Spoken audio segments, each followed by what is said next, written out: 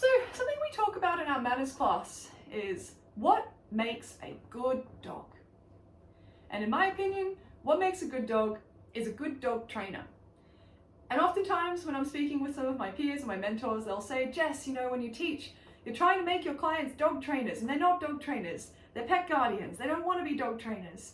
But in my mind, I don't know, you tell me what you think in the comments, but in my mind, when we got a dog, we all signed up to be dog trainers in some level, to some degree, because most of our dogs are going to need some training at some point in their lives. I would argue that all of our dogs will need training at all points of their lives. So we know that a learner can only learn what a teacher teaches.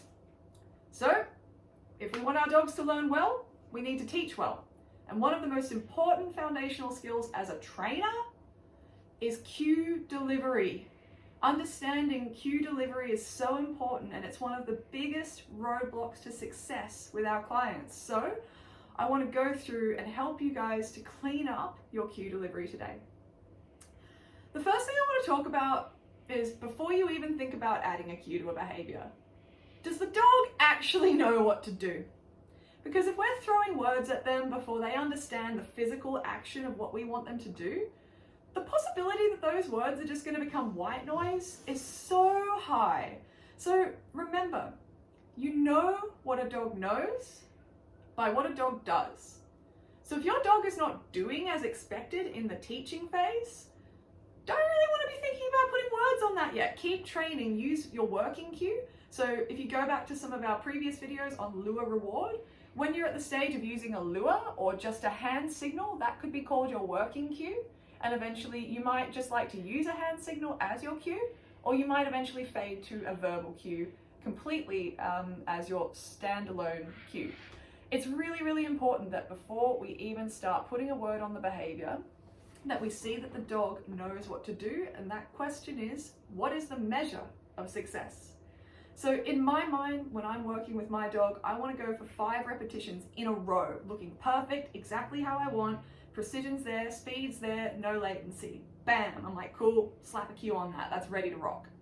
You don't necessarily have to have all of those parameters completely perfect, but you want it to be really looking quite nice. If the behavior's still like, yeah, that was okay, keep training on your working cue before you put your real cue onto it. It's gonna make things a lot easier.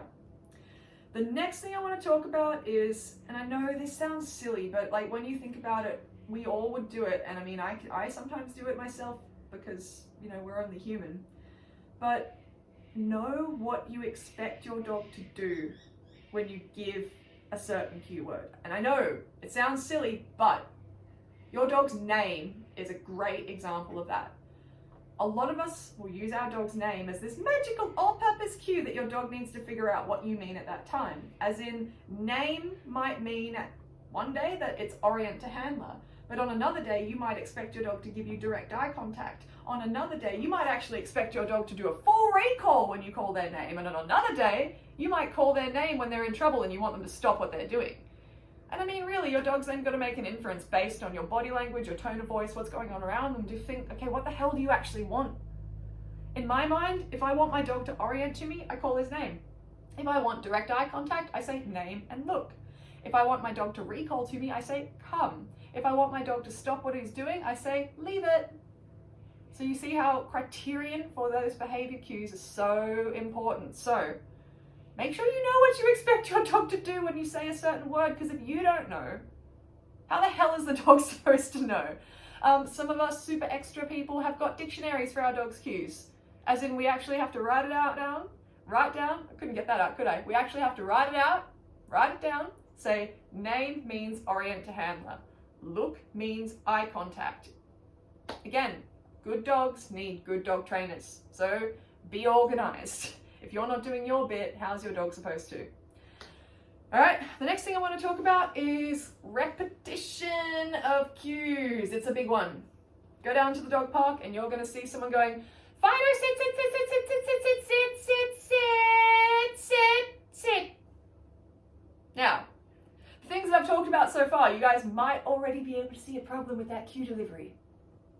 What's the cue? Is the cue Fido sit, Fido sit? Is it Fido sit? Or does Fido think it's Fido sit, Fido sit, Fido sit, Fido sit, Fido sit, Fido sit, Fido sit, Fido sit, and sit?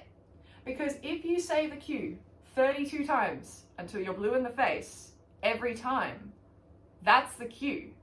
So make sure when you give your cue to your dog, at this stage you should think that through the measure of their success, they understand what to do, you've put the time in, you've put the training in, you've observed your dog and you've bet on them, so you give the cue because you think they know what to do. If they don't respond as expected, avoid repeating the cue.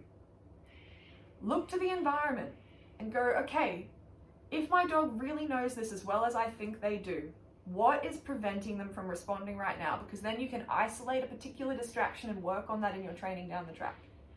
If you look around in the environment and you can't see Buckleys that could be causing this to be an issue, you've got to ask yourself, does your dog really know this behavior as well as you think they do? Another really great sticky saying is train the dog that's in front of you. Not the dog you think you have, not the dog you think knows what you think they know. Train the dog in front of you, because again, we know what a dog knows by what a dog does. So if they don't respond as expected, look to the environment, ask yourself, do they know it as well as they do? And avoid repeating it over and over and over again. If you've asked those questions and after 10, 15, 20 seconds, they still haven't responded, you can bust that cue out again. But if you do that 3 times and the dog still doesn't respond, I mean, the definition of insanity is repeating the same thing and expecting a different result. So stop asking, stop trying, just go to your dog and help them. Do what you need to do gently. Obviously, that has really awful connotations with some circles of dog training. Don't do what you need to do, but do what you've got to do. Go to your dog, coo them to you, pop their leash on and walk with them. Just don't keep repeating that cue, because if you repeat the cue and show your dog that nothing will happen when they don't respond, because we do not use punishment, they're just going to say, well, come is a word that my mum just says sometimes and nothing happens. I don't think she's talking to me. So remember, give your cue once, look around, ask yourself, do they know it as well as they do? And if it's still not working, just stop and go back to the training sessions. Go back and work on it. The final thing is, and this is very similar to the second point that I made, but it is different. The final thing is, know what is actually cueing a behavior. Because so often we'll be giving multiple cues all at the same time that evokes the behavior, and we're like, oh, I said sit and they sat. But really you said sit, you stepped forward and you lifted your hand up. And we have to ask, okay, what is actually getting your dog to sit? So if you're giving multiple cues when you ask for a behavior, next time you do cue your dog, split those things up. Ask for sit verbally, still, and do nothing else, and see, does your dog put their bum on the floor? If that doesn't happen, then lift your hand up. Only lift your hand up. Don't say sit and step forward, just lift your hand up and see, does my dog sit? If it doesn't happen, then take one step forward and see, was it the step forward? Was it the hand lift? Was it the verbal? Or was it some combination of these things? Because so often when we're training, we do all these extra movements because we think we're helping the dog and showing them what to do, but really we're just adding in all these unnecessary distractions that make it difficult for the dog to respond. So what I'm going to do in a second is I'm going to get Odin up, if I can. You awake? Hi, hi. I'm going to get Odin up. I'm going to rouse him a little bit off camera because he is dead to the world asleep. It is lovely weather for it. And then I'm going to just kind of show some silly movements that would be paw cueing, so you guys can have a bit of a giggle. And then I'm just going to do a really quick training session with Odin, showing some of the things that he knows, showing the way that I deliver a cue so that you can see me saying it once, being still, and being sure not to give extra movements. And then if you've got any questions about your cue delivery, if there's anything that you're not sure about, anything in this video that didn't make sense, drop us a question in the comments and we'd be more than happy to answer it for you. So let's see if I can wake up my sweet potato. Talk about cues. Sit. Yes.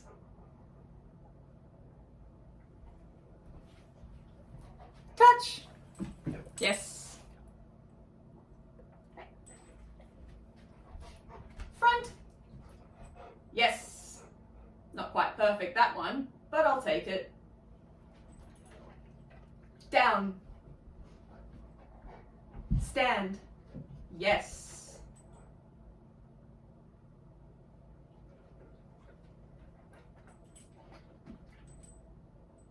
Yes. So I want to show you guys an example of a double cue, or this is really a compound cue. Okay, I'm just editing the video and found a massive mistake that I made. It's not a compound cue at all. A compound cue is a cue that gives two pieces of information, like toy, get it. What I was describing was just a double cue, so whoops. I haven't really gotten past the hand signal stage of this. I've got my verbal cue starting, but you'll notice if I go, Odin, take a bow.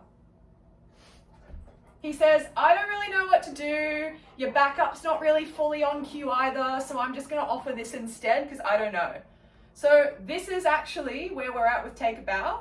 You'll notice I have to use my hand signal, verbal, and a step forward. Odin, front. That was a bad cue too, wasn't it?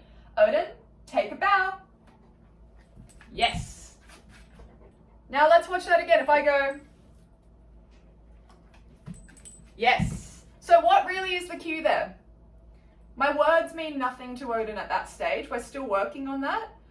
But my hand signal is the cue in that situation. So that's how you can test it. My step forward, nothing. If I keep my feet together and I do the hand signal, yes. Even then he got a little confused. He was like, are you asking for a fist bump? But if I just get myself out of this corner so I've got some more space, Odin. Yes, there is some, we were very awkward there, but there is something in that step and hand. So I'm going to show you guys now. Odin, I'm just going to be a bit stupid for a second, okay? Is that all right with you? Can I have a kiss? Good boy. So often what we'll do with our dog if we're giving paw cues or we're trying to help them is we'll be like, Odin, look, look, look, Odin, look, look, oh, hey, oh, no, oh, hey, move the hand, move the food hand, he's getting distracted by the food. So if you're holding food in your hand and your dog's getting distracted by it, just pop it behind your back. If they look up into your eyes or at your face at that point, say yes and feed. Hand behind the back, looks in my eyes, I'll look down, looks in my eyes, yes, and feed. So again, we're showing our dog what to do instead, but just remember, extra movements usually isn't helpful. Be still. Think about what's cueing the behavior. If you're not sure, separate all of your actions. You're a good boy. Separate your actions like I showed you with take a bow. So I tried, is it the words? Nah. Is it the hand? Pretty much, yeah, but not fully. Is it the foot? Nah. Is it the hand and the foot? Oh yeah, that's the money. So now that I know what cues the behavior, I can start to work on adding my verbal cue. We'll talk a bit more detail about some of this stuff down the track, but really this is just giving you guys another washover, how you can improve your training by giving your cues cleanly. Make sure your dog knows what to do before you add the cue. Make sure you know what you expect your dog to do when you give a cue. Avoid repeating your cues again and again and again. If the dog's not responding, try to figure out why instead of just throwing more words at them. And my last point, which I've already forgotten, is your extra movements. Don't be still. Yeah, know what is actually cueing your behavior, which I'd already talked about. Odin, you can tell how desperate I was to get this done in one take today, because I have left a few of my little verbal mistakes in there, but I don't really mind. I hope you guys don't either. Odin, fist bump? Yeah, good boy. You have a good day, and you guys have a good day. Hope you enjoyed the video. See you soon.